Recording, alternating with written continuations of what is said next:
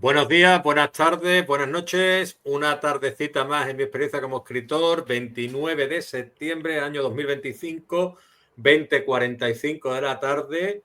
Parece que estuviéramos en Cádiz, pero no estamos en Cádiz. Sebastián G. Sancho y Jesús Relinque sí que están en sus actuales ciudades. Sebastián desde el Puerto Santa María, Jesús Relinque desde Cádiz. Yo estoy en Gandía y nada, pero tengo aquí a dos estrellas, a estos dos cracks que nos van a hablar hoy de cómo generar tensión narrativa y suspense en tus obras.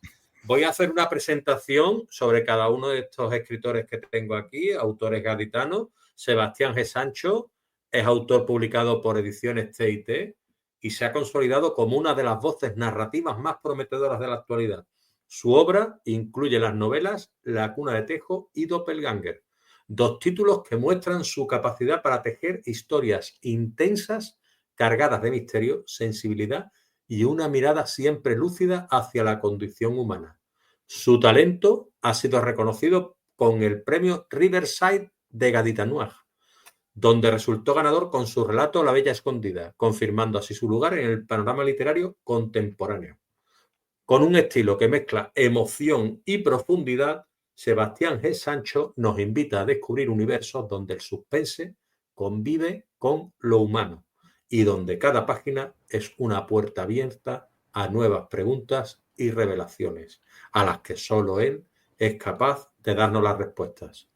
Hoy tenemos el privilegio de presentarlo aquí con nosotros y aquí está Sebastián G. Sancho. ¿Cómo estás? Hombre, buenas Leonardo, muy buenas Jesús, qué peloteo más gordo, qué presentación, qué peloteo más gordo. Nada, esto a partir de aquí ya solo puedo empeorar las cosas, ya lo puedo como refrán, ¿no? Lo de más vale parece callarse y parece tonto que abrir la boca y confirmar todas las dudas, ¿no? Hay que ver cómo te lo ha escrito el ChatGPT todo eso, Guillo. Es increíble, ¿eh? Es que esto es un fenómeno, ¿eh? Todo esto de la inteligencia artificial. Le preguntas tú cualquier cosa y lo hace mejor que uno, ¿eh? Sí, o sea, sí. imagínate. Y Jesús Relinque, que está ahí ya con sus pullitas y sus cositas. ¿Cómo estás, Jesús? Te voy a hacer la presentación tuya también, ¿vale? La presentación de Jesús Relinque, que es un autor gaditano que ha sabido conjugar con maestría la imaginación narrativa y la investigación ensayística. Es un narrador de ficción que nos ha regalado obras como La llave de los misterios, La ciudad oscura o Los jinetes del sueño, donde el misterio, la fantasía y lo onírico se entrelazan para dar forma a mundos inquietantes. En su faceta de ensayista ha explorado con rigor y pasión universos como la cultura popular y el imaginario colectivo en títulos como Expediente V o Siguiente fase. Su escritura, siempre inquieta y cercana, refleja tanto la fuerza de la ficción como la solidez de la investigación. Hoy presentamos a Jesús Relinque, un descubridor y autor que escribe desde la pasión y la curiosidad y que nos invita a mirar la realidad con otros ojos. ¿Qué tal, Jesús? ¿Cómo estás? Buenas noches a ambos. Lo primero, bueno, gracias por tus palabras. Lo segundo, y yo, Sebastián G. Sancho, ganador de Riverside 2024, Jesús Relinque, ganador Riverside 2023. ¿Qué pasa, Guillo? Exacto. Eso es lo que te iba a decir yo, tío. Digo, te la he dejado ahí, que me dio él el relevo, tío. Pues eso es. Exacto. ¿Y este año gano yo otra vez? Ah, mentira. No puedo. Estoy descalificado ya. Pues yo lo he dejado ahí para que Jesús me pegara el tirón de orejas, pero sí que le ha dado el relevo a Sebastián G. Sancho en el premio Riverside de Gaditanuag. Claro, yo lo he dejado ahí como el último, que ha sido Sebastián, pero Jesús Relinque también. ¿Cómo se llama tu relato, Jesús? Pues El río de los muertos. Muy bien, muy bien. Háblame un poquito de lo que es el Riverside de Gaditanuag, por favor. Pues mira, es un certamen que ya acumula varias ediciones, que últimamente, bueno, se ha encuadrado dentro de la iniciativa Vengadores o Gaditanuag, ¿no? O como queramos llamarlo, que es un poco ese encuentro, ¿no? de autoras y autores que le dan a la literatura negra, al thriller, a escribir misterio y otras cosas, ¿no? Porque como sabéis, la caja negra, ¿no? que engloba a literatura negra, thriller, pues es muy grande y acomoda muchos géneros. Y bueno, pues yo creo que es una excusa, ¿no? Un poco para darle al coco, darle al chícharo y crear relatos con misterio, con suspense, de lo que vamos a hablar hoy precisamente, para engancharle todo, para que intente adivinar qué está pasando y sorprenderlo con algún giro final. Entonces, bueno, pues la verdad es que está muy bien que haya esa iniciativa aquí en Cádiz, que como sabemos, y de buen grado lo digo, ¿no? Damos una pata al asfalto y salen 200.000 escritores, está del carajo, pero es verdad, ¿no? Aquí hay mucha gente escribiendo y oye, pues es una excusa, ¿no? Para encontrarnos y para celebrar los libros, básicamente. Claro, Jesús fue el jurado del año pasado, este año le ha dado el relevo también a Sebastián G. Sancho como jurado. Y yo te quería preguntar, Sebas, ¿tú te esperabas ser jurado este año? ¿Cómo ha sido esa experiencia? Porque ya el Gaditanois, el Riverside está a las puertas, ¿no? Sí, ya para. Vamos, tengo por ahí la fecha apuntada, creo que es para noviembre, si no me equivoco. Ya el 8 de noviembre. Exacto, el 8 de noviembre. Yo es que el tema de los números lo llevo regular. Pero sí, ya es dentro de nada. Y bueno, yo sabía que el ganador iba a ser jurado porque me lo dijo Jesús. ¿Sabes? Porque me dijo Jesús, pues este año me toca ser, porque como gané el año pasado, me toca ser jurado. Entonces, bueno, por eso lo sabía yo. Y bueno, la verdad que este año, según me cuentan, ha habido, o sea, se han superado con crece todas las expectativas porque se ha recibido un mogollón de relatos hasta el punto de que, bueno, de que han tenido que retrasar incluso la fecha de elección porque es que eran demasiados los que se han recibido. Así que, bueno, parece que va para arriba el certamen y encima de todo, bueno, pues que sea un certamen de género noir, que es una cosa que nos encanta a nosotros. Y encima de todo, bueno, pues que esté hecho en Cádiz y que tenga el espíritu de nosotros, que bueno, que en Cádiz siempre digo lo mismo, ¿no? Cádiz, todo el mundo nos conoce por la alegría de, bueno, será por los carnavales, por el humor y etcétera, etcétera. Una ciudad muy soleada, pero siempre en Cádiz se puso de moda en su época un dicho, ¿no? Que era a nivel turístico, que era Cádiz la ciudad que sonríe. Pero bueno, y los gaditanos siempre decíamos con guasa que era la que sonríe por no llorar, ¿sabes? Pero entonces, al final lo bonito que creo que tiene esto es que bueno, que también se explore ese otro lado, que eso Jesús lo hace muy bien, ¿no? Los misterios que tiene Cádiz, la parte más oscura, y eso es una pasada. Así que bueno. De hecho, Jesús, ¿sigues con tus rutas de la llave de los misterios? ¿Y qué enclaves son los que tú visitas? Pues mira, hice una hace poco, 3 o 4 semanas, que salió muy bien. Suelo hacer un poco un recorrido de aquello que hablo, ¿no? Tanto en la llave de los misterios como en la ciudad oscura. Pues sitios que tienen una leyenda detrás o simplemente un halo, ¿no? de misterio, de enigmático, sobre los que hay que contar una buena historia, a veces voz populi, a veces más personal, ¿no? En mis carnes, ¿no? Que la he vivido y que las trato de contar de cierta manera para que después cale en los oyentes, en los asistentes a la ruta. Incluso, bueno, pues más allá de la Casa de los Espejos, la Casa del Pirata, el Drago o lo que era, ¿no? El patio de la Escuela de Arte y Oficio con el Drago, que ya no está. Sitios, pues que quien haya leído mis novelas les sonará por esos misterios, ¿no? que rondan en cada uno de los enclaves. En la última ruta tuvimos la suerte, el privilegio de visitar la Bella Escondida, que le sonará a mi compañero Sebastián. Porque resulta que, bueno, que entre los asistentes había una persona que nos franqueó el paso para visitarla y fue una pasada, ¿no? Y además totalmente inesperado.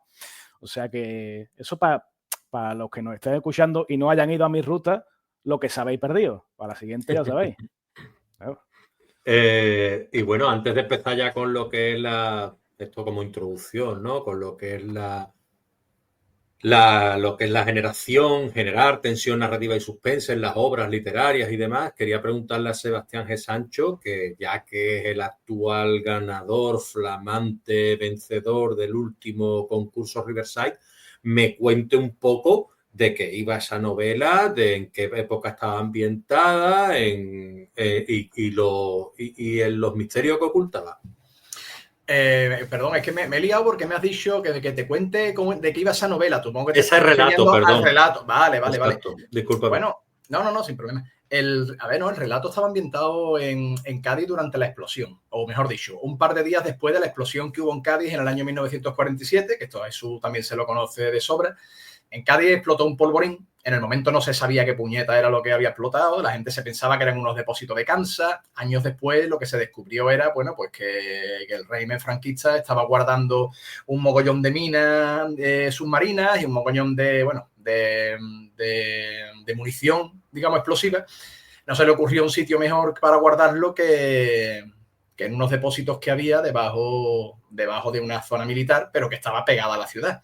Entonces, ¿qué ocurrió? Claro, eso antiguamente, ese tipo de material pues se descomponía.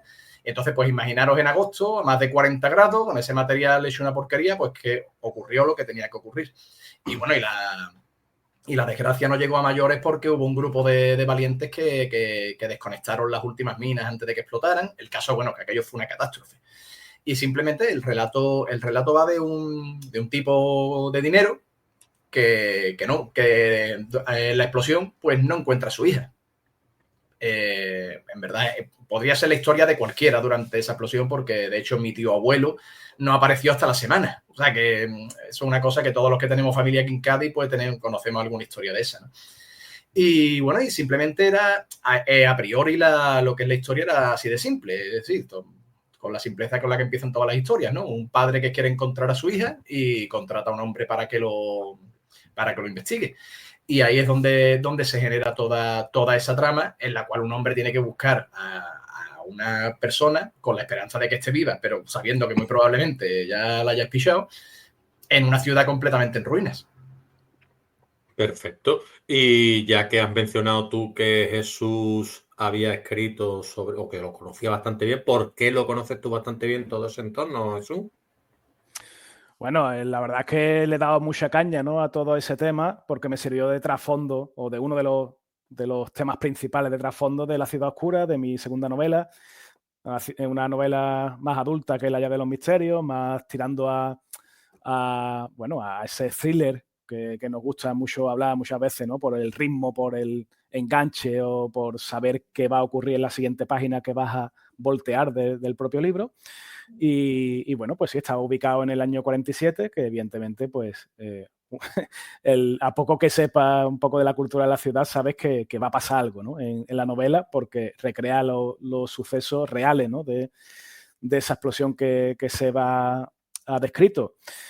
Y bueno, pues a raíz de eso, pues descubrí cositas, ¿no? Cositas como las teorías, ¿no?, que había sobre esa explosión, que hoy día, bueno, pues el tema de la subida, aumento de temperatura repentina es un poco la explicación más plausible, pero realmente podría haber otra que quizás nunca sepamos, ¿no? Algún tipo de boicot o incluso fuerzas que no sabemos hoy describir que dieron un empujoncito para que eso ocurriera, quién sabe, ¿no?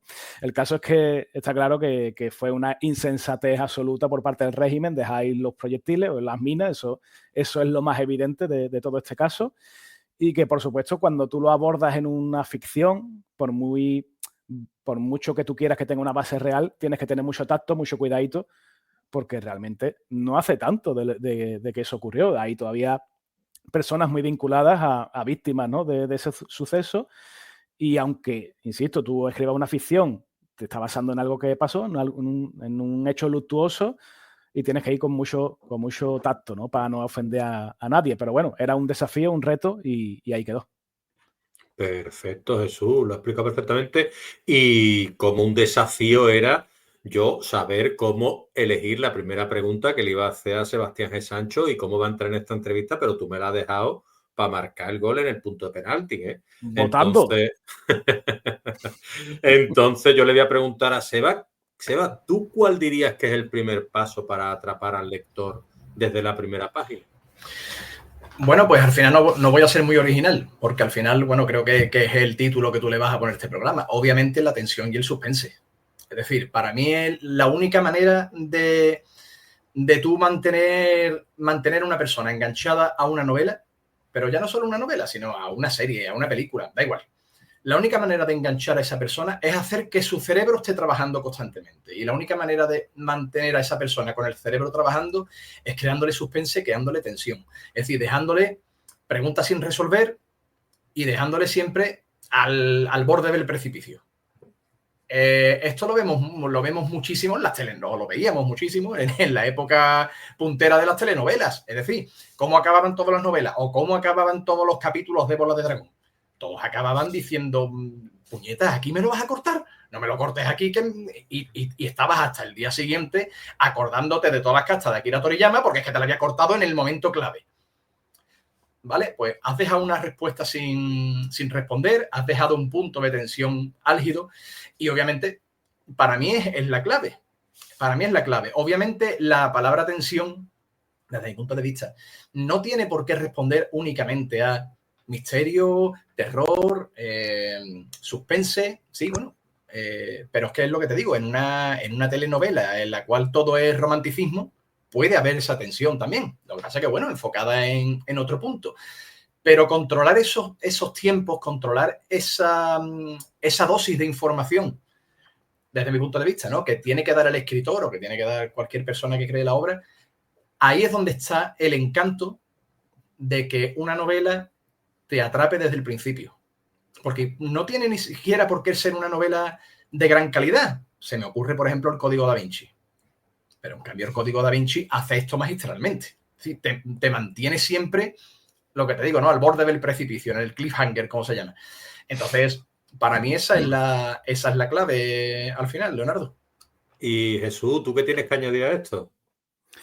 Hombre, has abierto 20 cajas de Pandora en una sola respuesta, pero de momento me voy a quedar voy a dar un dato, ¿vale? Que quiero dar a raíz de lo que has dicho, que me parece bien lo de Goku. Pero espérate que te voy a decir una cosa. Que va a hablar de campeones. Hostia, podría ser. Campeones no sé si enganchaba, pero no ver el balón lo que tardaba en bajar al césped, picha. Sí. Bueno, a ver. 1861, concretamente 15 de diciembre de 1861, un tal Gustavo Adolfo Bécquer publicando sus leyendas y dejando a los lectores en el periódico El Contemporáneo con la miel en los labios porque lo dejaba a la mitad la leyenda y te tenías que comprar el periódico el día siguiente para saber cómo acababa. ¿Qué te parece? Es que es un pionero, ¿no? Ya en eso, ¿no? Hombre. Claro, también lo hacía Alejandro Dumas, ¿no? Con los tres mosqueteros. O sea, al final es así. Pues este detalle está muy bien. Los dos detalles que habéis dado y que habéis aportado. Es más viejo que el hilo negro esto, vamos, que no estamos descubriendo aquí la fórmula de la piedra filosofal ni nada de eso, pero es verdad que, bueno, sigue funcionando en el siglo XXI, el año que estamos, sigue estando ahí en las bases, ¿no? De cómo generar esa tensión y cómo mantener al lector pues interesado, ¿no? En lo que va a pasar. Sí. Jesús, una pregunta. ¿Hay pequeños matices entre lo que es la diferencia entre tensión narrativa y suspense? Hombre, yo no sé qué decirte porque al final suspense es como lo queramos utilizar, ¿no? Yo fíjate, yo cuando escucho suspense siempre pienso en lo mismo o en la misma persona que es don Alfred Hitchcock porque de pequeño siempre nos bombardeaban, ¿no? Con ese tema del suspense y estaba asociado a lo mejor a los capítulos estos que presentaba por la noche, ¿no? Los lunes, los martes, no sé cuándo era. Alfred Hitchcock presenta y te ponían ahí un pequeño capítulo de una serie episódica que te mantenía ahí en tensión todo el rato, ¿no? O, por no hablar de cualquiera de sus películas, de que el tío era un auténtico maestro. Al final, cuando hablamos de suspense es eso, ¿no? Intentamos poner una etiqueta a un texto, a un relato, a una película, a un cuento, a lo que sea, que nos mantiene un poco en vilo. Pero al final, el tema de la tensión narrativa yo creo que es más una herramienta que otra cosa, ¿no? Que utilizamos independientemente del género, como ha dicho antes Seba, ¿no? Que puede ser una romántica, puede ser una fantástica, puede ser ciencia ficción, pero nosotros queremos enganchar al lector. Da igual la etiqueta principal, ¿no? que queramos, digamos, asociar a nuestro texto, que eso es súper importante hoy día porque si no tienes etiqueta, no tienes dónde encajonarte, ya no eres nada, ¿no? Ya tu texto no vale nada. Pero al fin y al cabo, cuando bajamos un poco a la tierra, ¿no? a lo básico, las herramientas son lo que nos da un poco las armas, ¿no? Para enganchar al lector. Y tú, Seba, ¿qué tienes que añadir a eso? ¿Tú ves alguna diferencia entre suspense y la tensión narrativa? Bueno, yo no creo que pueda aportar mucho más respecto a lo que ha dicho Jesús, ¿no? Porque es que es lo que dice él. El suspense es verdad que va más asociado como a un género literario.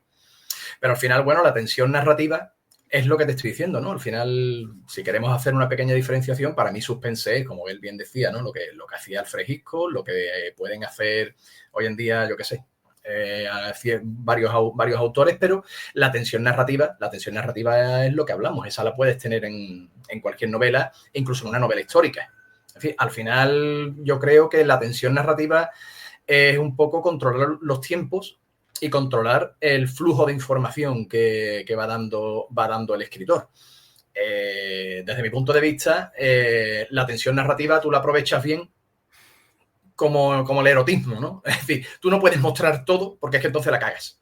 Entonces tienes que ir dosificando muy bien esa información, dosificando lo que vas mostrando, muestras un poco, pero para que el lector se haga en su cabeza una película de lo que está viendo o de lo que está dejando de ver, aunque al final, obviamente, lo más lógico es que tengas que revelar qué es lo que se está mostrando. Pero tú tienes que dejar al lector que participe. Es lo que te decía antes, que su cerebro trabaje. Entonces, para mí, ya te digo, ¿no? Lo que es la tensión narrativa va mucho con la dosificación de la información que uno va dando. Perfecto. Yo creo que ahí es donde está la clave, lo que habéis dicho los dos, quizás, ¿no? El suspense, a lo mejor, lo que dice Jesús de Alfred Hitchcock, ha mencionado a un grande del suspense, porque el suspense quizás esté, pues no sé, voy a aportar yo un poquito mi pequeño grano de arena a un momento específico de la obra, ¿no? Y la tensión narrativa es lo que has dicho tú, Seba, está en toda la obra, ¿no? Mantener la tensión, de ahí que lo que tú has entrado en una pregunta que iba a hacer yo ahora, que iba a hacerte ahora, pero que le voy a hacer a Jesús. ¿Qué importancia tiene el ritmo y la dosificación de la información en el suspense? Eso. Pues yo estoy obsesionado con eso, con esa pregunta o mejor dicho, con la respuesta. Porque claro, esto es muy típico, ¿no? Tú empiezas a escribir, empiezas a hacer tus primeros pinitos, tus primeros relatos, la primera novela y tal, y no te fijas en tanto detalle. Tú lo que quieres es avanzar e ir acumulando experiencia. Pero ya cuando llevas un bagaje dices, vale, yo ahora sí, ahora que más o menos manejo los controles básicos, ¿no? Hablando de un videojuego, ya sé saltar, ya sé disparar, ahora voy a intentar hacer combo, ¿vale? En el Street Fighter. Y es el siguiente nivel. Y entonces el tema del ritmo a mí, como digo, me obsesiona. Yo cuando leo una novela de thriller, de investigación, de misterio, suspense, negra, llamámosle como queramos, cuando noto que ese ritmo decae, me entra un siroco, ¿no? Le digo, vamos a ver, me estás contando, estás usando 10 páginas para darme el infobombing típico que se dice, ¿no? El exceso de información, que a mí me da igual. Yo quiero saber el siguiente punto de la trama, ¿no? De cómo se va tejiendo ese argumento, ¿no? Y tú me estás dando un montón de información, de páginas, con diálogos más o menos bien construidos, con personajes más o menos interesantes, pero no ocurre nada, no avanza. Y eso, en mi opinión, aunque esto es muy subjetivo, ¿vale? Es súper subjetivo. De hecho, hay gente que le encanta leer 50 páginas, y voy a tener que decir el nombre, de Stephen King, describiéndote cómo son los cardos pucheros en Maine, ¿vale? Y a mí no, a mí me aburre. Y yo, vete ya a tomar por saco Stephen King, que ya sé cómo se hace el cardo puchero, me lo ha dicho en una novela, no me lo diga en 20, ¿vale? Y a gente que le encanta, a mí no, yo quiero que pasen cosas. Que tú me puedes contar cómo es el cardo puchero, cuéntamelo en 2 párrafos, y que mientras me estás contando cómo es el puchero, al protagonista se le caiga en el pie y pega un bote, y del bote descubra, coño, hay un boquete en el techo, voy a ver qué pasa, voy a investigar, ¿vale? He hecho un ejemplo muy tonto, muy rápido, pero creo que se entiende lo que quiero decir. Claro, pero es que desde mi punto de vista, yo voy aquí con para mí, yo siempre digo lo mismo, yo no soy nadie para dar consejos, yo te digo lo que me funciona a mí. Es que precisamente para mí es ahí donde se nota la diferencia entre los que escriben por pura brújula, es decir, yo empiezo a escribir, y los que planifican su historia. Es decir, obviamente es mucho más fácil mantener la tensión narrativa, es mucho más fácil mantener el suspense si tú tienes toda tu obra planificada. Porque es que tú de antemano ya sabes que si tu novela va a durar 20 capítulos que tú calculas, que esto siempre es un número aproximado, porque bueno, tú tienes que ir dosificándote la información y entonces tú ya de antemano sabes que tú en el capítulo 5 es donde vas a meter la pequeña pullita de, mira, ocurre esto. Entonces, tú así te lo puedes dosificar. E incluso, si quieres hacer analepsis, quieres hacer historias, no, bueno, pues te lo vas moviendo también y así es como tú vas generando esa tensión narrativa. Es decir, al final la tensión narrativa tiene que ir planificada. A no ser que tú seas un crack y tú, la tensión narrativa te salga por arte de Bisloque, por ciencia infusa y tú le vas dando y te va saliendo porque eres un fenómeno con la brújula. Pero por regla general eso no ocurre. Por regla general, pues bueno, personas bendecidas con la varita de Dios hay 2 en la historia. La mayoría somos currantes de todo, ¿sabes? Entonces, al final no te queda otra que pico y pala, trabajar, utilizar todos los recursos que tenga a tu alcance y leche. Es que uno de los recursos más importantes que tú puedes utilizar, o una de las herramientas, mejor llamémosla así, es tener tu obra bien planificada. Si tú tienes tu obra bien planificada desde el principio, tienes una idea muy concreta, oye, mira, esto es lo que va a ocurrir, ¿vale? Pues ve dosificándolo poco a poco. Siempre pongo el mismo ejemplo porque es un ejemplo muy visual, ¿no? La película El sexto sentido. En realidad es tan simple como decir, el psicólogo lleva muerto desde el principio. Vale, con eso has jodido la película entera ya. ¿Vale? ¿Qué es lo que hago? Vale, pues si yo tengo esta idea, ahora voy a ir dividiéndolo en pequeños fragmentos. Pum, pum, pum. ¿Para qué? Para dosificar la información y no llevarla hasta el final, que es en el momento álgido de la novela o de la película en este caso, ¿no? ¿Cómo voy metiendo yo esos pequeños guiños? Bueno, pues voy metiendo esta amiguita de pan aquí, esta amiguita de pan aquí, te mantengo en tensión y no lo desvelo hasta el final. Obviamente, si tú eres un escritor de brújula, pues eso te va a salir, te va a costar muchísimo más. Yo, como estoy de acuerdo con todo lo que has dicho, tiene sentido porque yo cada vez planifico más. O sea, empecé a escribir con una idea la primera novela y a ver a dónde llegaba, hasta ahora que tengo que tenerlo todo encajonado, pom. Bueno, no todo, ¿vale? Los puntos importantes, sí. Llego de aquí a aquí, de aquí a aquí, de aquí a aquí. Tiene que pasar esto, esto y esto. Como se escriba, pues ya saldrá, ¿no? Pero claro. Es que si no me pongo malo, yo no puedo. Sí, sí. Un pecado que cometen quizás algunos escritores, muchos o algunas escritoras, y aquí, bueno, tengo 2 lectores bien críticos que además son autores, ¿no?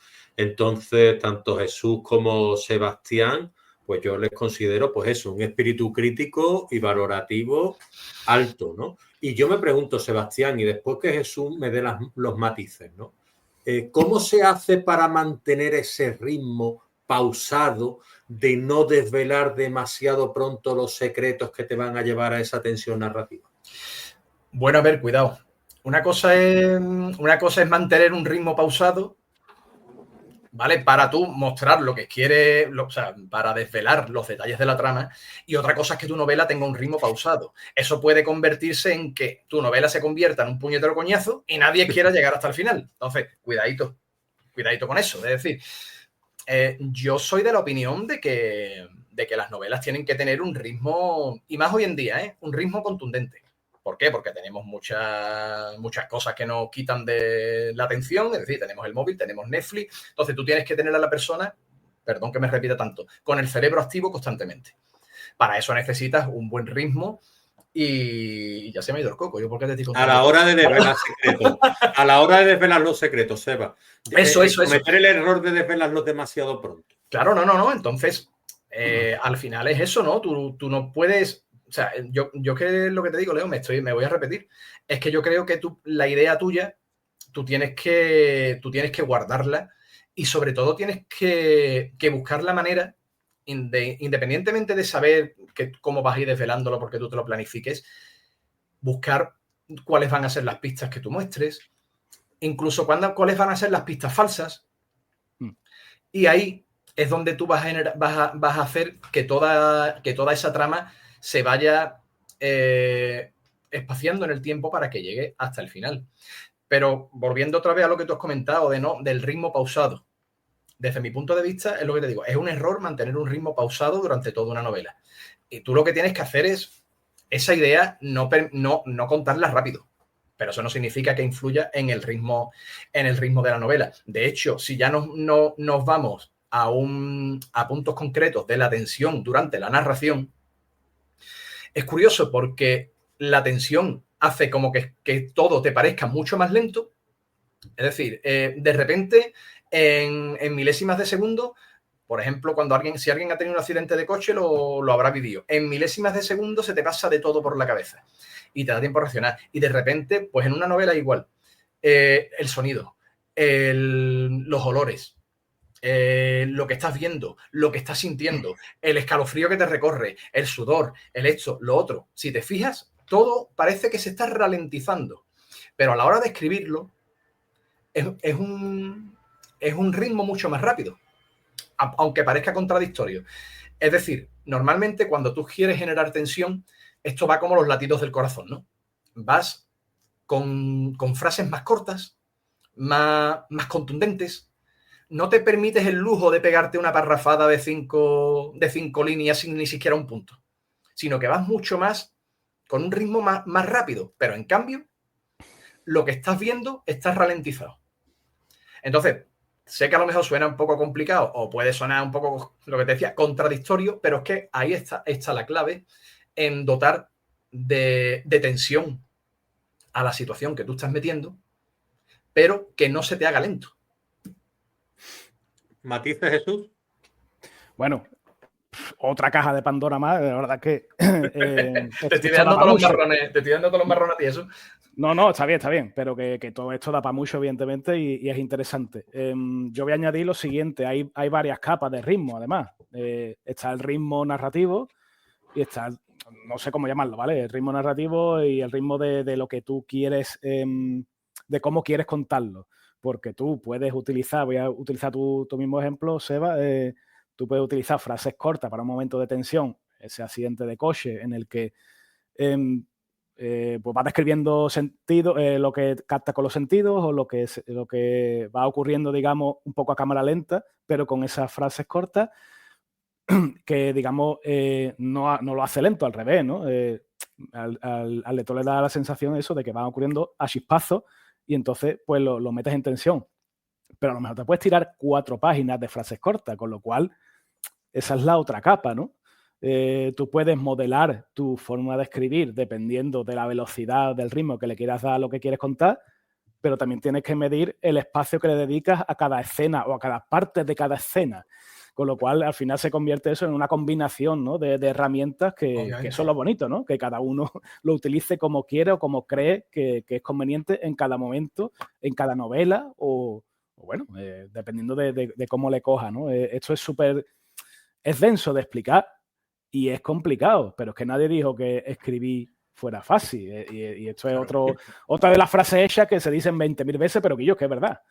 No, aquí puede escribir todo el mundo y me parece bien la democratización de la escritura y de la publicación que tenemos hoy día, pero sigue siendo igual de complicado que ha sido toda la vida, que hay que pues mamar un montón de herramientas, leerse un montón de grandes obras y de malas obras para saber cómo se hace malamente también. En fin, esto es súper complejo.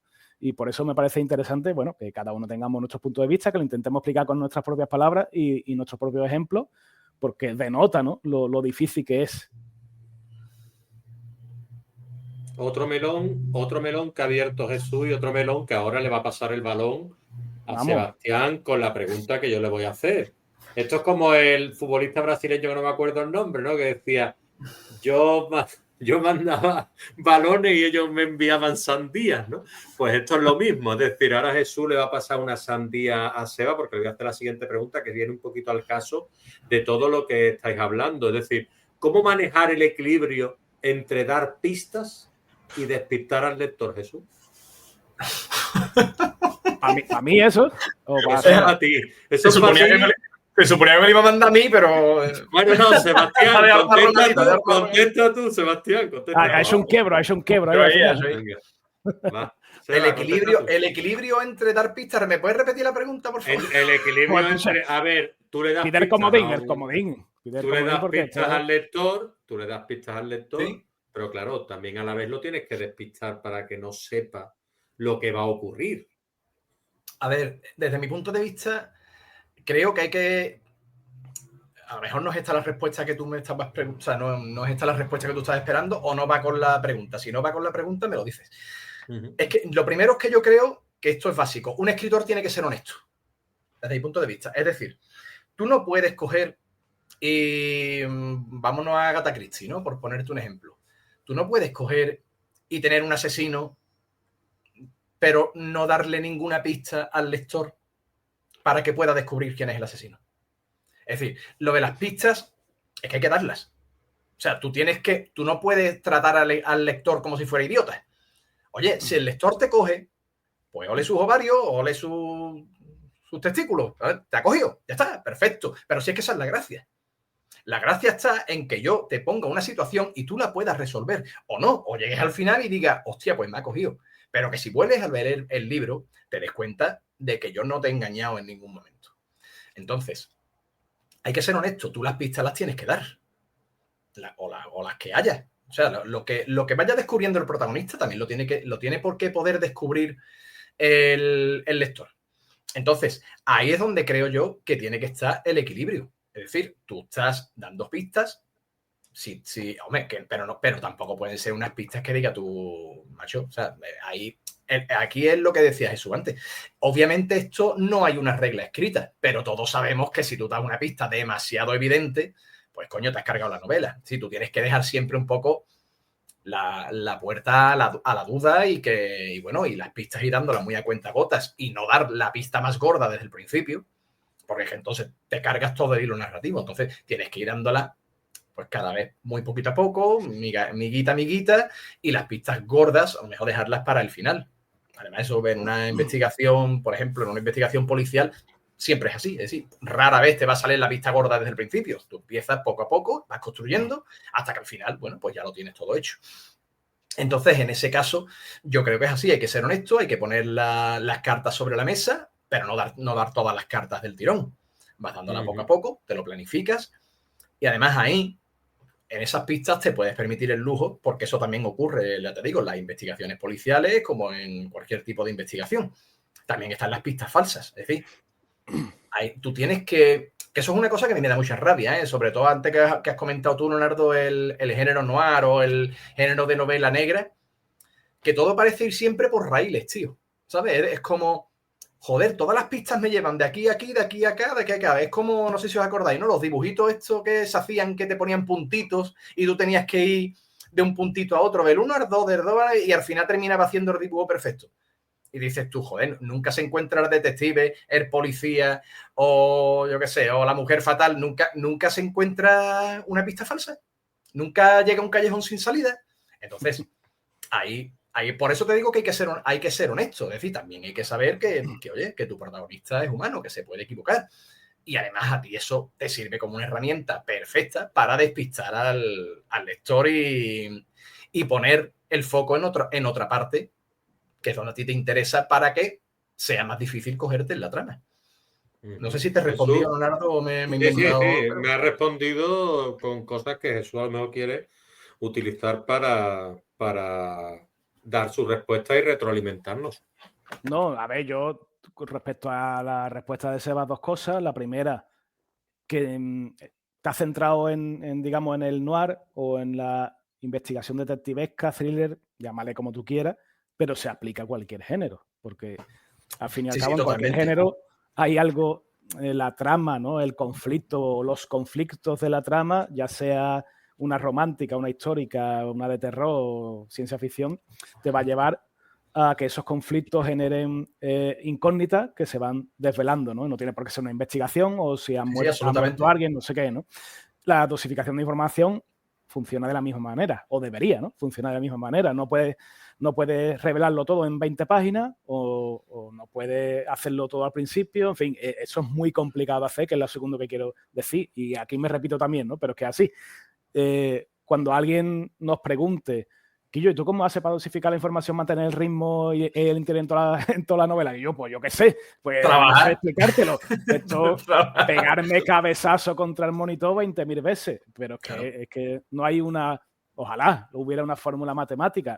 Y aquí entronco con un tema súper interesante, ¿no? ¿Por qué hablo de fórmula matemática? Porque la muy en boga hoy día inteligencia artificial, que te genera textos a la velocidad del rayo, se basa en eso. Se basa en algoritmos, ¿vale? Algoritmo para los programadores, pues es para entendernos, para los que no lo sean, es una receta con una serie de pasos que hay que seguir para conseguir un resultado, ¿no? Entonces, bueno, pues la IA tiene un montón de algoritmos y un montón de información que usa de base de datos y los aplica a esa información y te genera, pues, algo que puede ser un texto, una novela, un relato, lo que sea, ¿no? Pero en base a patrones, para entendernos, ¿no? Entonces, claro, al final, si esos patrones tú como lector experto los puedes identificar, al final es lo que tú decías, Seba, es lo mismo de siempre, que yo. Sota, caballo y rey, pero claro, en un contexto distinto de argumento, de ubicación, de época, lo que tú quieras, pero es lo mismo. Y eso sí que lo hace aburrido, o lo hace manido, y lo hace a veces bestseller, que esto es la gran paradoja, ¿no? de la publicación, que con todos los elementos chungos que te acabo de decir, hay un montón en la mesa de los más vendidos del corte inglés. Hablaba Seba de Dan Brown. Y yo, hay una cosa que hacéis los dos muy bien, ¿no? Pero ahora sí que le voy a lanzar la pelota o el melón a Jesús. Y es Jesús y Seba, los dos hacéis muy bien lo que es los escenarios de la novela. ¿Qué lugar ocupa los escenarios a la hora de crear tensión narrativa? Bueno. Jesús. Pues, ¿qué lugar ocupan? Eso depende de lo que tú quieras aplicar a tu novela. Quiero decir, voy a recuperar otra de esas frases hechas que me encantan, ¿no? La ciudad es un personaje más de la novela, que queda del carajo, pero un rollazo de categoría. ¿Qué pasa, Guillo? Que si no eliges una ciudad guay, ya la novela no funciona, no ha perdido un personaje. Bueno, pues sí, no. La novela es el escenario. Si coges Cádiz, en mi caso, ¿no? O Sevilla, como hice en Los Jinetes del Sueño, pues bueno, pues todo lo que tú puedas describir, todo lo que parezca que palpita, que respira, ¿no? Que se denota de toda la cultura, el folclore y las civilizaciones que han pasado por la ciudad, pues pueden ayudar a esa tensión narrativa porque bueno, forma parte un poco, ¿no? de ese argumento. Pero no tienes que centrarlo todo ahí, ¿no? En ese escenario.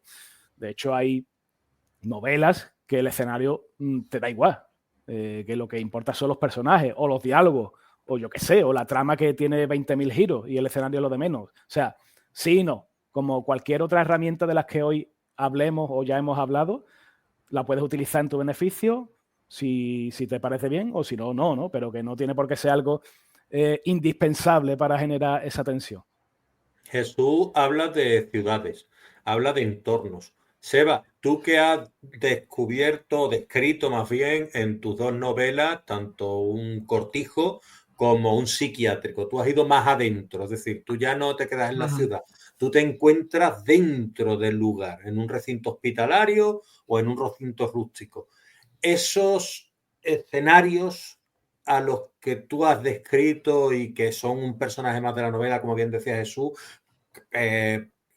digamos así, frase manida, etcétera, etcétera, pero ¿tienen que formar esos escenarios ser un personaje más de la novela? Es que, bueno, es lo que decía antes Jesús cuando decía, porque para esto no hay fórmulas matemáticas, y gracias a Dios. Es decir, gracias a Dios, ¿por qué? Porque al final esto es lo que decíamos antes. Esto es trabajar, pegarse cabezazo y reescribir, revisar para crear tensión. Es decir, esto no es, venga, hago una pasada y ya está. Y ya la novela tiene toda la tensión del mundo. No, oye, revísalo. Y a lo mejor te vas a dar cuenta que aquí falta tensión, ¿vale? Pues métela o ve buscándola. ¿Cuál es la fórmula? No existe una fórmula. Trabajo. Entonces, yo en ese sentido, Leonardo, es que cada maestrillo tiene su librillo. Entonces, ¿qué pasa? Yo te reconozco que es que a mí me gusta jugar en escenarios cerrados y claustrofóbicos, precisamente porque a mí me es más fácil crear la tensión ahí. Sí, a mí me gustan esos ambientes agobiantes en los cuales, bueno, hay un microcosmos, ¿no? Digamos, un ejemplo perfecto, tío. El nombre de las rosas, de Humberto Eco. Es decir, tío, estás en me sale la palabra convento, pero no abadía. Es convento, en una abadía. Tío, es que no tienes dónde huir, es que estás en una abadía. Entonces, ahí es fácil crear la tensión, o mejor dicho, es fácil no. Sigue siendo muy difícil. Lo que quiero decir es fácil en el sentido de que ya el propio entorno no tiene escapatoria, como el Hotel Overlook. Exactamente. El propio entorno ya te genera esa pequeña angustia. Entonces, a mí me gusta mucho trabajar en ese tipo de entornos, entonces por eso yo casi siempre todo lo que hago suelen ser en entornos cerrados, más que en la ciudad. No obstante, lo que decía antes Jesús, ¿no? Dice, hombre, no, porque al final siempre, ¿qué pasa? Que no se puede generar en una ciudad un poquito más... Mira, yo estoy seguro de que en todos los pueblos o incluso en todas las pedanías de España, por irnos a lo más pequeñito, hay un tío rarito que tiene un comercio, que tiene una carnicería y nadie le compra, pero lleva abierto 30 años. Y dice todo el mundo, pero este tío, ¿cómo se gana la vida? Tío, ya tienes ahí algo, ya tienes un elemento, ya...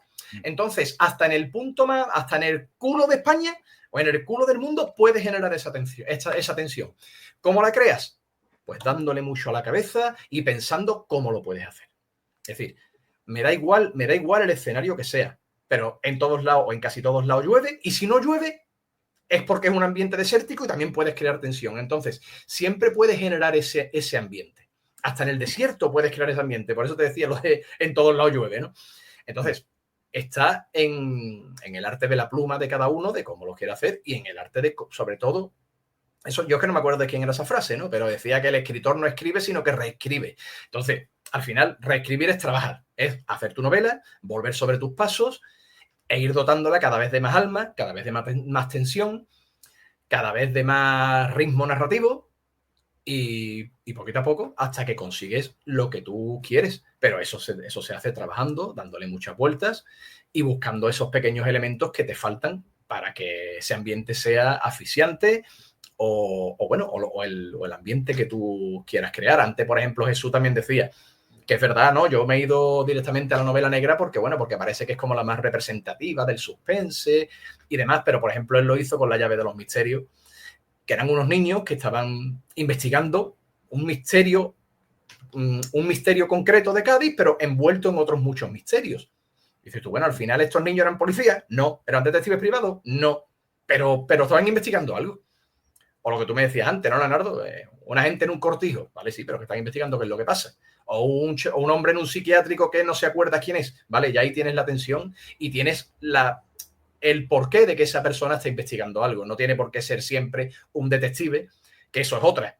Estamos ya hasta las narices de los policías borrachos al que le han matado de la mujer, o la policía deprimida porque se le ha muerto el hijo. Tío, que también hay gente normal, que también hay chiquillos en Cádiz que les encanta el misterio y te dan una excusa para escribir una novela. O sea que... Claro. Jesús, acaba de hablar Seba de lo que es Doppelganger, su obra, que muchas veces la tensión está en los personajes, ¿no? La psicología de los personajes, ¿cómo las construyes tú, la psicología de los personajes, para generar directamente tensión ya en el lector? A ver, ya la pregunta mismo te está un poco empujando hacia una psicología no habitual, no ordinaria, ¿no? O extraordinaria, mejor dicho. No tiene por qué. Me voy a poner un poco en la misma postura que acabo de defender hace un ratito con las ciudades o con los escenarios especiales, claustrofóbicos, mágicos, etcétera, ¿no? De hecho, un gran reto es construir una novela de thriller, pues de misterio, de investigación, con personajes de la calle. Personajes que no sobresalen en ningún apartado, más allá de sus propias peculiaridades, de que uno se encasquilla a la hora de hablar, el otro suelta tacos, el otro se le pierden las cosas por el camino y la otra pues maneja los ordenadores. Ya está. Pero bueno, no es una psicología nada compleja, no hay el síndrome de Stendhal con sus muertos, yo qué sé, cosas que en muchas novelas también es un cliché en sí mismo. Hostia, es que el detective ya no es que esté atormentado, borracho y maltratado, sino que también de chico tuvo 20.000 traumas y se le aparecen como fantasmas justo cuando te viene bien para la novela. Me cago en 10. Eso también se ha puesto muy de moda desde que Steve Larson metió a una informática con Asperger. Ahora todos los que tienen síndrome de Asperger son súper inteligentes y llega un momento que dice, tu tío, ya basta, por favor. Eso es. Entonces, claro, la psicología de los personajes es importante, pero también es importante que no te saque del cuadro, que tú digas, esto es inverosímil, es que esto no se lo cree nadie, que haya esta colección de gente tan chunga, en pocos metros cuadrados, ¿no? Yo me preocupo, de hecho, y voy a nombrar una novela que no ha sido publicada todavía, pero que el año que viene yo creo que con suerte sí lo será, que, bueno, son unos zombies, ¿no?, que hay por ahí, por Cádiz, en la que cada personaje es un estereotipo. Claro, pero un estereotipo que no me lo he inventado yo, que está al cabo de la calle, que el celu lo cogería para su chiricota, ¿vale? Por entendernos rápido, ¿no? Son fotografías de gente que tú te puedes cruzar con ella pues dando un paseo. Y claro que sí, que dan muchos juegos, pero es mucho más complicado exprimir un enfermero o un nota que escribe comparsa a lo que hemos dicho antes, ¿no? Nota con 20.000 enfermedades extrañas, que tiene visiones y que no sé cuánto, no sé qué. Claro, es que eso te lo está dando ahí hecho para que le pase algo. ¿Cómo no le va a pasar algo si es que tiene de todo el chaval, ¿no?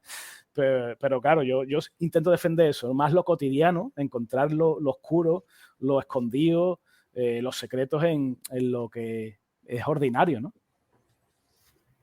Perfecto, perfecto. Y Seba, hemos hablado de, bueno, la tensión narrativa en lo que es las escenas y demás, que obviamente, pues, el cine tiene la propiedad de que puede meterle música, etcétera, etcétera.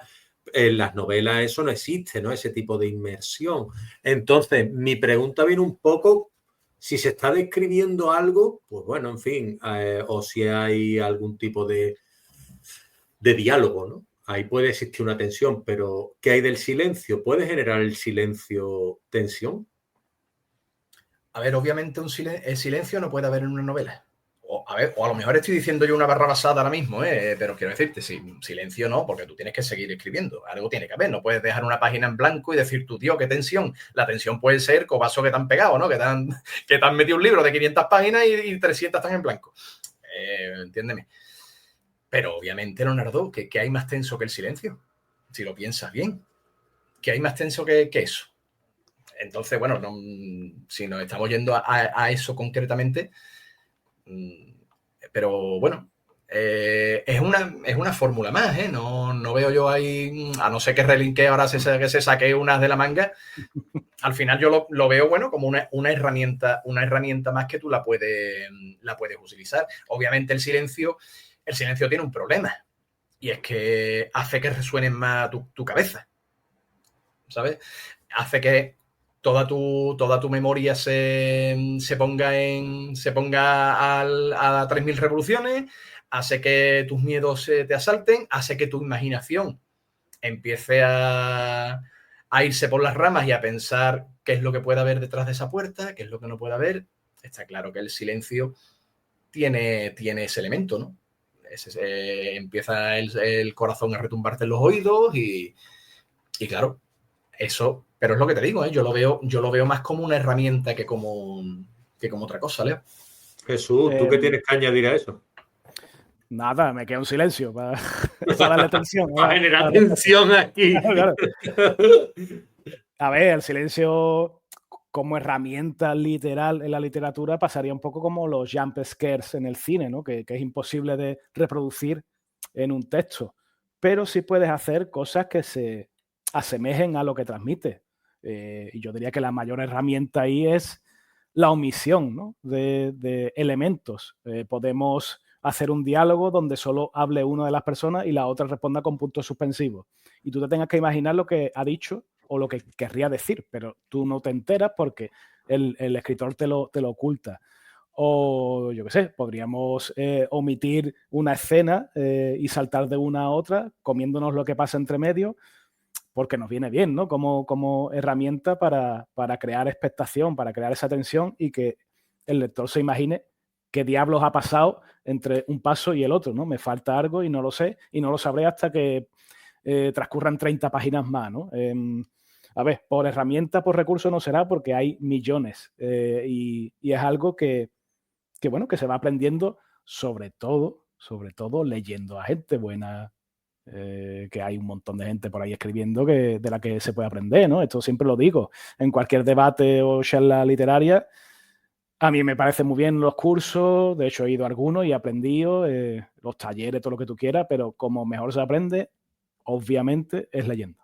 Eso es así. Y te pregunto yo ahora, Jesús, te lanzo lo que acabas de decir. Es decir, a Sebas o tú o los dos mencionabais antes el tema de los cliffhangers, ¿no? ¿Hasta qué punto deben utilizarse? Es decir, ¿yo debo meter un cliffhanger en cada final de capítulo o cada 3 capítulos o cada 5 capítulos? ¿Hay una fórmula matemática como tú decías antes? ¿O en tiene cada que ser página, intuitivo? tío. Todas las páginas tienen que acabar con un cliffhanger. Digo, ¿esto qué es? Pues mira, lo típico, abusar de cualquier cosa es malo y de esto también, ¿no? Conozco a un autor que un día comentó precisamente, y esto es curioso, que él tenía una fórmula matemática para meter cliffhanger cuando había que meterlo. Y yo no me lo creí. O sea, a ver, no me lo creí. Él la tendrá, le irá bien, mal o regular, pero que no creo que sea algo trasladable a números, ¿vale? Para el clímax sí que la hay, ¿eh? Pero no digo que sea efectiva o que todo el mundo lo utilice. Yo sería incapaz de hacer eso porque me volvería más ara. Pero sí que hay cada ciertas páginas. Si una novela tiene 400 páginas, en la página 80 tiene que pasar algo. Pero pasa una cosa, Leo, con eso, desde mi punto de vista, ¿eh? Yo no sé si Jesús estará de acuerdo conmigo. Esto yo creo que es un poco qué clase de escritor quieres ser tú. Y me refiero. ¿Tú quieres ser un artesano? Me voy a poner muy... Porque es que no quiero decir... No quiero decir marcas de muebles, ¿vale? Para que me entendáis por dónde va la cosa. ¿Tú quieres un artesano y hacer muebles artesanales o quieres comprar muebles hechos al por mayor? Entonces, ¿tú quieres un artesano de las palabras o quieres ir, venga, como las cadenas estas de montaje que te dicen, nada, esto aprieta 4 tornillos y ya tienes el mueble hecho? Oye, a lo mejor esa fórmula te funciona de puta madre. Con perdón, ¿se puede decir de puta madre hasta ahora? Sí, ¿no? Ahora sí. Vale, eso le funciona de categoría Grady Hendrix. Grady Hendrix tiene un pum, todo muy bien marcadito, como tú bien dices, Leonardo. No, en la página 60 hay que meter esto. En la página de esto hay que meterlo. Vale, oye, perfecto. Eres un albañil de la literatura. Tú tienes tus buenas ideas, tus mejores ideas. Pero es que yo no escribo para eso, tío. A lo mejor si yo ganara millones y millones de euros, pues a lo mejor sí me planteaba ser un albañil de la literatura. Pero como yo lo hago realmente porque es algo que me gusta, yo no lo hago para hacerme rico. Y si me hago, oye, que no voy a ser hipócrita, ¿eh? Si me hago rico, pues perfecto. Ojalá me hiciera yo rico con la literatura, pero no lo hago para eso. Lo hago porque me gusta, porque es una pasión.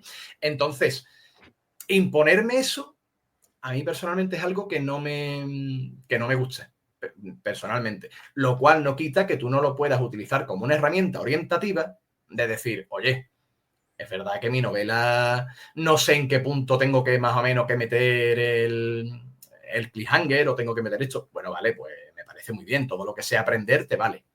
Pero eso es una diferencia grande entre hacerlo obligatoriamente o tú conocer el método y utilizarlo a tu manera cuando te interesa y porque te interesa a ti. Nos acercamos un poquito al final. Me gustaría, Seba, y tú, Jesús, que os pensarais ahora. Seba va a tener menos tiempo que tú, Jesús. Un error que tú digas o que hayas visto o que errores que se pueden cometer a la hora de intentar o de hacer suspense, intriga, tensión y que digas tú, no, por ahí no. ¿Esa va para mí o para Seba? El que primero quiera cogerla. Vale. Yo voy a copiarme de Jesús porque lo ha dicho él antes. Entonces, venga. A ver, para mí el error es lo que dice él, desde mi punto de vista. No, voy a hacer 4 páginas de frases cortas porque te voy a meter una tensión que no veas. Bueno, tío, pues llega un momento que a mí la tensión ya me aburre. Porque es que pasa una cosa, y es que esas frases cortas, si metes muchas frases cortas, ya no da sensación de ritmo, sino que da la sensación de ir a cámara lenta. ¿Sabes? Ejemplo, metió la mano en el bolsillo, sacó la llave del coche, introdujo la llave del coche en la cerradura, giró la cerradura, o giró la llave, se abrió la puerta, se sentó en el coche, cerró la puerta. Llega un momento que dices, tío, esto me está yendo a cámara lenta, aquí no me estás metiendo tensión ninguna. Entonces, para mí ese sería un error grave. Hay que tener un buen equilibrio ahí y ser consciente de que aunque sea con frases cortas y narrando lo que tienes alrededor de una manera más lenta, por decirlo de algún modo, tú lo que estás intentando es imprimir ritmo e imprimir tensión, como te decía antes, como los latidos del corazón cuando van desbocados. Entonces, bueno, perder ese equilibrio para mí es uno de los errores más gordos que puedes tener. Y Jesús, ¿tú qué tienes que añadir? ¿Alguno? Yo ahora mismo de errores, los que más me cantan, y recalco que a lo mejor el error muchas veces no es objetivo, otras sí, ¿vale? Pero en otras ocasiones, vuelvo a poner ejemplos que he puesto antes, ¿no? Hay novelas que te pueden parecer aburridas porque el ritmo decaiga una barbaridad y hay gente que esté súper enganchado a la forma de narrar del autor o autora, aunque no esté ocurriendo nada, aunque el ritmo sea cansino, porque bueno, porque está contando cosas y él quiere leer esas cosas. Pero al final, como se suele decir, en el justo medio está la virtud, ¿no? Como decía cierto filósofo. Es balancear, ¿no? Entre ritmo, entre contar cosas, entre desvelar lo justo, entre describir cuando hay que describir y muchas veces cuando estás leyendo un libro lo ves desequilibrado hacia un lado o hacia otro, ¿no? Que quiere correr mucho o al revés, que no avanza nada la trama y hasta que quedan 20 páginas no te lo desvela, ¿no? Dicho así, parece muy sencillo porque uno dice, vale, veo del tirón que tienes que darle más caña o veo del tirón que vas demasiado rápido y no te estás centrando en los detalles. Pero después, a la hora de ponerlo en práctica, pues evidentemente no es sencillo, ¿no? Que un poco lo que el resumen, ¿no? de lo que hemos comentado hoy, de que por mucho que nosotros aquí vertamos nuestras opiniones, creamos cómo más o menos se tiene que hacer, los caminos que tenemos que seguir, al final es difícil y también depende muchas veces del enfoque que uno utilice, ¿no? para la literatura. En fin, no sé, aquí hay que currar mucho para generar la tensión narrativa y suspense en tus obras, como has nombrado, Leo, a la charla. El resumen es ese, que hay que currárselo un montón y que evidentemente es muy importante para que el lector no abandone la novela a la página 20 o para que, pues bueno, para que se vaya con buen sabor de boca, ¿no? Cuando la finalice. Y Jesús, una pregunta, porque hemos hablado antes, esta es la penúltima, digámoslo así, porque vamos a ir cerrando. Y yo te quería preguntar a ti, antes se ha puesto un ejemplo, lo puso Sebastián, por eso te mando a ti la pelota esta vez, de cuando se genera esa lentitud, la pausa, etcétera. Por ejemplo, un accidente de coche, como él bien mencionaba, que él desafortunadamente lo ha tenido y habrá vivido en sus carnes lo que ha descrito. Es decir, esas vueltas de campana en el que tú estás viendo tu vida pasar durante ese instante, cuando estallan los cristales, el olor a rueda quemada, es decir, todo eso que representa también el cine y que después de pronto todo eso ocurre en cámara lenta y de pronto te pone en realidad en lo que es el ritmo normal de que dices, llama a la policía, tal y cual. Y en realidad a ti te parece, como espectador, que está ocurriendo todo súper rápido, como si lo hubieran dado a la cámara rápida, ¿vale? Sí. Como si todo estuviera ocurriendo en un por tres. ¿Eso en literatura se puede llegar a hacer? Tú puedes hacer lo que tú quieras en literatura si llegas a manejar las herramientas. Puedes acelerar una escena o al revés, puedes ralentizarla, depende de lo que te convenga. Y no hay volvemos a decirlo, no hay una fórmula aplicable a toda situación. Es que a lo mejor a ti te interesa que esa escena dure 2 páginas. O a lo mejor con un simple párrafo, cortita y al pie, demoledor, te vale. Tú no tienes por qué describir todas las vueltas a campana, cuántos cristales salen o cómo huele el ambientado cuando se vuelve del revés. No te interesa. Tú con decir, y el coche salió ardiendo y nunca más se supo de fulanito, a lo mejor causa un efecto mucho más devastador en el lector que tirarte 2 páginas describiendo. Pero es que no lo sé, depende del contexto, de la parte de la obra en la que estés, del género, de cuánto detalle tengan de los protagonistas, porque a lo mejor un protagonista que no te importa y con despacharlo rápido te vale. A saber, no hay una fórmula mágica que aplicar en cada situación. Ese es el resumen. Sebastián. No, es que no puedo estar más de acuerdo con lo que ha dicho Jesús. Es que la sobreinformación también te saca completamente, es lo que dice él, ¿no? Si tú describes cada una de las vueltas de campana con una precisión milimétrica, al final estás diciendo, es que lo que decía era al principio, es que no me interesa lo que me estás contando. Es que esto no me interesa, es que en verdad me da exactamente igual. Vete precisamente a lo que te remueve las entrañas, tío. Vete a eso y a lo mejor no necesitas tampoco demasiado, ¿no? Es lo que él dice. No es que el coche dio una vuelta y al primer golpe todo fue un fundido a negro y nunca más se supo de él. Punto final. Ya no tienes que decir más nada. pero es lo que te interese. A lo mejor, es que se me ocurrió ahora mientras lo estabais diciendo, es que a lo mejor una novela entera puede ser un accidente de coche. ¿Por qué? Porque tú haces ahí, primero, sí, pero entiéndeme, tú, la persona da, el coche frena. Y en esa cronestesia, que creo que se llama, que es ese tiempo que en tu cabeza está dándole vueltas y lo que sea, pues a lo mejor tú dices, te acuerdas del primer novio, de la primera novia que tuviste. Pum, ya tienes el primer capítulo. Siguiente vuelta de campana. Se la ha marcado ahora. Claro. Se la ha guardado para el final, colega. Christopher Nolan está escuchándolo. Claro, pues Christopher Nolan lo empezaría por la mitad. A la mitad pone el final y al final principio. Sería más o menos. Y bueno, ahora se me acaba de ocurrir, digámoslo así, una pregunta que es, dentro de ese punto, se me ha olvidado la pregunta, pero bueno, no pasa nada. Quería, claro, ha empezado tú, es que me ha dejado flipado, es que se me ha ido la pregunta y todo porque me ha dejado flipado. A Nolan le hubiera pasado igual, no te preocupes. Me ha dejado descolocado. A ver, ¿qué consejo le daríais vosotros a alguien que tiene que escribir una novela de suspense y de intriga y dijera, oye, Seba, ¿tú qué me recomiendas que haga? ¿Cómo describo todo esto, tío? Bueno, yo lo que digo siempre, que soy muy pesado. Yo no soy nadie para dar consejos y no me gusta darlos porque yo nada más que me gusta recibirlos cuando los pido. O sea, honestamente. Yo te digo lo que hago yo. Léate a los mejores, tío. Mira cómo lo hacen ellos y cópialos, pero sin piedad. Así de claro. Es decir, no intentes, yo qué sé, tocar el piano tú solo. Y ahora voy a descubrir cómo son los acordes y cómo, pero yo sin nadie. No, coño, pero si hay un montón de gente que ha hecho el trabajo, fíjate cómo lo hacen ellos, déjate guiar y después busca tú tu propia inspiración, ¿no? Entonces, fíjate cómo lo hacen los mejores y trabaja,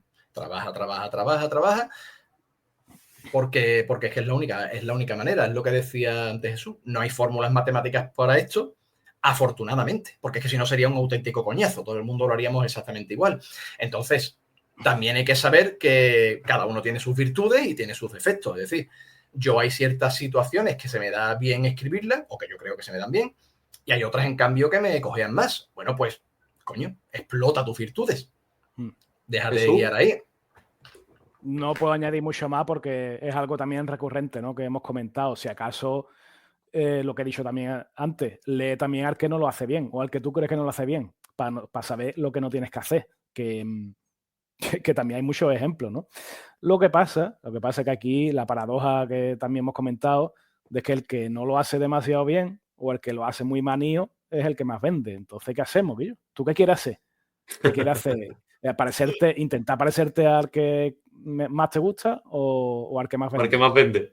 Muy bien, muy bien. Y ya me he acordado de lo que quería comentar antes, porque habíamos hablado de errores, ¿no? Hemos hablado de los errores, pero no me quería ir yo con esa espinita. Quería que me dijerais, como esto es un programa cultural, independientemente de literario, también nos valdría el cine, ¿no?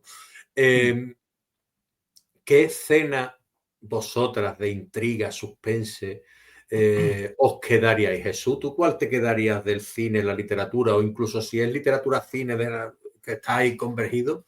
Pues dime, por favor. Uf, complicado, ¿eh?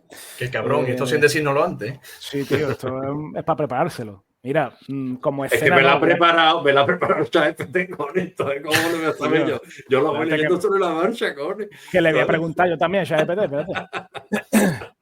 Mira, como película entera, ¿vale? Y voy a nombrar otra vez a Hitchcock porque hemos hablado antes de escenarios cerrados, escenarios, bueno, acotados, ¿no? Que se pueden aprovechar, y La soga ocurre en un salón, que yo. Sí, qué bueno, tío. Verse esa película que es maravillosa, que está enfocando todo el rato a una mesa porque ahí hay algo, en fin, y los actores van dando vueltas y todo se desarrolla, pues eso, entre cuatro paredes. Hay muchos ejemplos de ese tipo. Por ejemplo, el de Rodrigo Cortés de Enterrado, ¿no? De Buried. Sí. Joder, me la has quitado, cabrón. Por ahí primero, con el mechero en nota todo el rato hablando. Sí.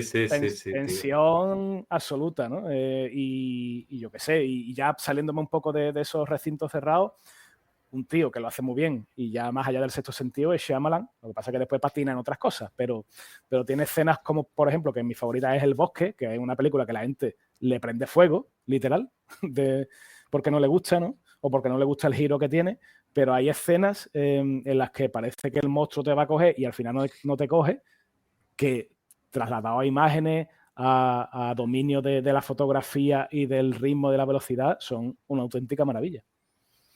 ¿Sebas? Pues mira, Leonardo, me voy a ir por una cosa que me imagino que la mayoría de la gente dirá, ¿en serio, tío? Pero mira, yo me voy a ir al Señor de los Anillos. Anda. Y te voy a decir por qué. El Señor de los Anillos como el Quijote. Aquí todo el mundo se lo ha leído el Señor de los Anillos, pero es mentira. O sea, la ha leído mucha gente, pero no tanta como dicen, ¿no? El Señor de los Anillos, las películas, todo el mundo sabe que Eowyn se pone un casco y se va a luchar. Eowyn es la sobrina del rey Theoden, si os acordáis, que es la que cuando el rey brujo le dice ningún hombre puede matarme, ella se quita el casco y dice yo no soy un hombre. Bueno, pues eso en la novela es precisamente ese hilo narrativo de lo que estamos hablando, de mantener la tensión y de jugar con las pistas, pero no desvelarlas. Eso lo hace a la perfección Tolkien, o lo hizo, mejor dicho. ¿Por qué? Porque, claro, eso es una cosa que, por ejemplo, a Samuel L. Jackson... Hostia. A Peter Jackson. Peter Jackson es el hermano de Samuel L. Jackson. Bueno, pues yo a Peter Jackson me cabré con él. Me cabré con él porque digo, coño, no le podría haber puesto un casco de esto de los de pico de pato que llevaban los que iban a caballo, que se le ve que es la muchacha desde el principio. Eso en la novela no ocurre. En la novela es un jinete que es más ligero que los demás, que no sé cuánto, que es el que coge a Pippin o a Merry, que siempre me confundo, y lo sube al caballo. ¿Qué pasa? En las novelas, eso es una cosa muy buena que te da la literatura. No oyes la voz, es decir, tú estás jugando con que el lector no sabe que es una voz de mujer, o que no es una voz más fina, quiero decir. Entonces, ¿qué ocurre? Cuando tú no sabes lo que ocurre y ese jinete se pone a proteger al rey, y le ocurre lo que ocurre, y en el momento en el que se quita la máscara o el casco, mejor dicho, y se descubre que es Eowyn, ese momento es sublime, y te la ha colado Tolkien en una novela de fantasía, pero coño, ahí te lo ha metido. Sí. Entonces, seguramente si me pongo a pensar momentos de suspense, lo que sea, hay seguro algunos que me gustan más, pero como me lo has dicho así un poco a buena pluma, pues me he acordado de ese y me he querido ir precisamente por las ramas porque es una novela que precisamente nunca creerías tú que te puedes encontrar con algo así. Y sin embargo, ya está. Perfecto. Un ejemplo paralelo a eso y más moderno sería el arco narrativo de Snape, ¿no? De Severus Snape en Harry Potter. Por ejemplo. Que cuando ves lo que ocurre o lo que esconde en el último libro, dices, pero qué hostias, me la lleva colando 8 libros. Exacto. Y eso es muy difícil de hacer, ¿eh? Muy, muy, muy, muy complicado. Pues sí. Magnífico. Yo creo que no hay mejor final que con J.K. Rowling, con El Señor de los Anillos y con vosotros dos, pues en un combate que yo lo voy a dejar a tablas, porque soy un tío que no me gustan los conflictos. Yo no me peleo con Jesús en la vida. No estamos para eso. No estamos para eso. Entonces, además, mira, Sebastián G. Sancho, Jesús Relinque, 2 pedazos de crack, como los dije al principio, que merecen mucho leer sus obras. En el caso de Jesús, tanto ensayo como ficción, porque Jesús ha escrito también ensayo y lo hace bastante bien. Temas de videojuegos los trata a la perfección. Sebastián en el caso de la ficción y del suspense psicológico. Y creo que no podían ser mejor elegidos los invitados de hoy para hablarnos de esto. Y Sebastián, ¿algo que tú quieras aportar más o decir antes de que cierre? Pues nada, yo simplemente decir que si queréis aprender sobre el tema del suspense y demás, leeros a Jesús Relinque, ¿vale? Leeros sus novelas, porque es un tío que escribe muy bien y además, ¿no? Y te lo he dicho antes de verdad, con total honestidad. Y está muy guay porque es lo que te decía antes. De repente, por ejemplo, su primera novela, no todas las novelas van de lo mismo, obviamente, ¿no? Pero, por ejemplo, su novela La llave de los misterios va de unos niños y hay suspense. Entonces, es como él decía, no hace falta ser demasiado rebuscado o acudir a los clichés de siempre. Así que, bueno, si queréis una persona que podéis leer, pero no para los que lo hacen mal, sino para ver quién lo hace bien, pues, os podéis leer a Jesús Relinque, que yo me lo he leído y os lo recomiendo. Después de mandarte todo el programa melones y sandía, ahora te ha mandado flores. Está bien, Picha, no iba a ser todo frutas, flores también. Bueno, ¿Tú qué dices, Jesús? Había que acabar bien. Yo en este caso, bueno, tengo que reivindicar ya no solo a Sebastián, por supuesto, del cual tengo que decir que, y retrotrayéndome al principio del programa, yo fui jurado de Gadita Noir y entre esos relatos estaba el suyo, sin yo evidentemente saberlo.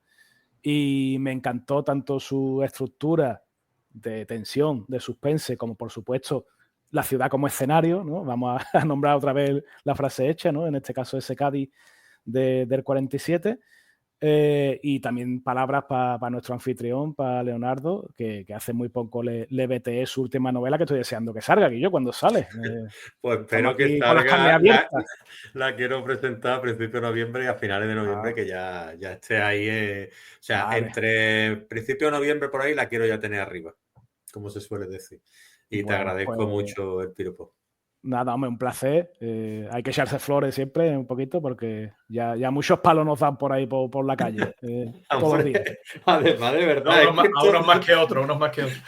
Esto da para otro programa, para otro horita y cuarto, hablando, ¿no? Los palos que nos llevan, pues nos llevamos nosotros, nos echamos flores como debe ser, nos echamos flores unos a los otros, a los pies. Y perfecto, ¿para qué vamos a poner nosotros? A los pies de los caballos, como se suele decir, si podemos estar a los pies de las flores y una alfombra roja. Y yo ya agradeceros a los dos, darle un beso a Cádiz, darle un beso a ustedes y a pasarlo bien y que tengáis muy buena semana. Muchas gracias por acompañarnos y hasta la próxima. Nos vemos.